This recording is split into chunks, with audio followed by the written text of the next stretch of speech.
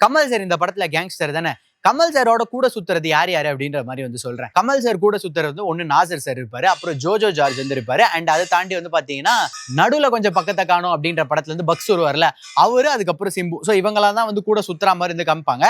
So இதுலயும் சிம்பு சாரோட role வந்து இனிஷியலா ஃபர்ஸ்ட் படத்தோட ஃபர்ஸ்ட் ஹாஃப்லாம் வந்து பாத்தீங்கன்னா கமல் சாரோ சும்மா சுத்துற மாதிரி தான் வந்து காமிப்பாங்க. அண்ட் அவரும் அப்படி இப்படி இந்த அடித்தடி அப்படி இப்படி சின்ன சின்னதாக காமிப்பாங்க. ஒரு ஸ்ட்ராங்கான ஒரு ஃபைட் சீக்வன்ஸ் தான் ஃபர்ஸ்ட் வந்து எதுவுமே வந்து காமிக்க மாட்டாங்க. ஸோ அதை தாண்டி பக்ஸ் கேரக்டர் வந்து அவர் சின்ன சின்னதாக காமெடி பண்ணி அவரும் ஒரு சில விஷயங்களை வந்து பின்னாடி இப்படி இப்படி பேசி ஒரு சின்ன மைண்ட் கேம் விளாடுற மாதிரி வந்து காமிச்சிருப்பாங்க. ஜோஜோவையும் வந்து பாத்தீங்கன்னா ஒரு பெரிய வில்லன் மாதிரிலாம் காமிச்சிருக்க மாட்டாங்க. ஒரு 2 இடத்துல கன்னை வந்து யூஸ் பண்ணுவாரு, சுடுவாரு, அவ்வளவுதான்.